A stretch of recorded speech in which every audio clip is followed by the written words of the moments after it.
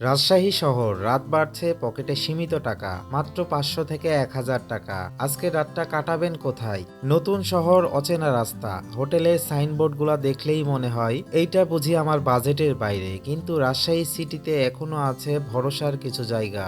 সাহেব বাজারের কোলাহল পেরিয়ে মিলে যায় হোটেল সিটি ইন, সাধারণ কিন্তু নিরাপদ, ভাড়া 500 থেকে 700 টাকা। আরেকটু সামনে গেলে hotel golden inn, low budget ট্রাভেলারদের পরিচিত নাম, ভাড়া 600 থেকে 800 টাকা। রাতের ক্লান্তি নিয়ে ভরসা হতে পারে হোটেল গ্রিন সিটি রেসিডেন্সিয়াল, পরিষ্কার পরিবেশ, শান্ত ঘুম, ভাড়া 700 থেকে 900 টাকা।